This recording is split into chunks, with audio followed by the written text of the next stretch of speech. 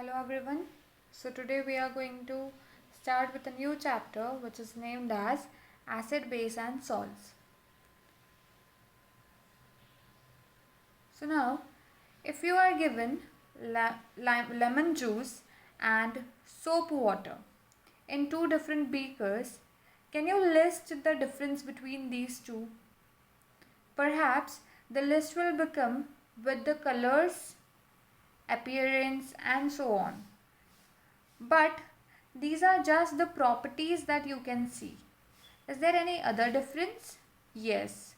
So lemon juice tastes sour and soap water that tastes bitter, right? You would have never tried it to taste the soap water, and you should never actually try it. But trust me that it is in bitter in taste.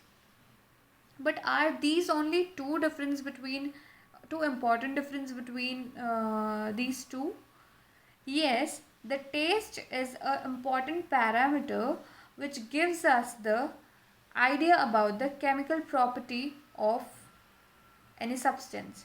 So lemon juice is an acid because it tastes sour in taste. It is sour in taste, and soap water is base because it is bitter in taste. So this was about general info about acid and base. Now let us see in deep what exactly acid is. The moment we hear about the word acid, what pops up in our mind is something which burns, okay, which burns the surface. And that's kind of really true. Acid creates the burning effect on things which comes in its contact. It erodes the surface or burns the skin when it comes in the contact with it. So the word acid, it came from a Latin word which is acer, which means sour because it is sour in taste. But are all acids sour in taste? The answer is yes. The intensity of the sourness varies in different kind of acid. Some of them is more sour and some of them are less sour. So the important sources of acid or natural sources of acids, we can name them as oranges, lemons and grapes, and there are many more which are the natural sources of acid. All these fruits, they consist of different kind of acid in them. So these are different sources of acid. Now let us talk about soap water. Soap water is basic in nature, right? And that is why we can say that it is a base or it is an alkali. Base, what is base? So base is a substance which is mildly bitter compound.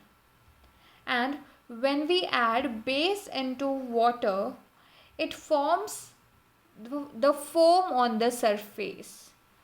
And this foam, it feels very much soapy when we touch it. On touching, it feels very much soapy. And these are the properties of base. The sources of base are washing soda, baking powder, baking soda and quicklime. These are few examples of base. This was all the general information about acid and base. Now let us see what happens when we add or mix both acid and base together. What is going to happen? Is it going to blast? Is it going to explode, or it is going to have a very mild reaction?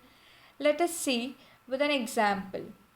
Let us mix a strong acid, which is hydrochloric acid, with a strong base, which is sodium hydroxide.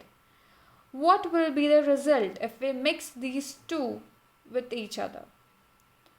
The result of the reaction will be when the hydrochloric acid reacts with sodium hydroxide, it is going to give or yield sodium chloride plus water.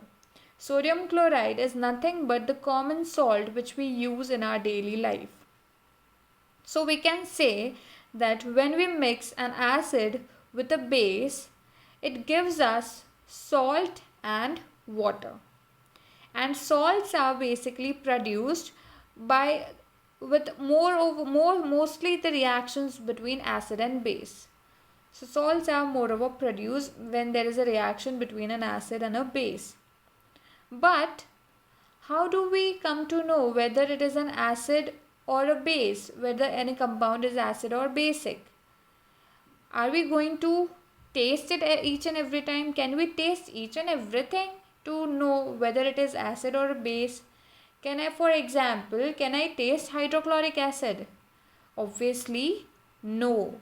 Because whenever the hydrochloric acid comes in contact with any other substance, it is going to either erode the substance or it is going to cause burn. Okay, so that is why we cannot taste everything. So how are we going to know whether the substance is acid or a base?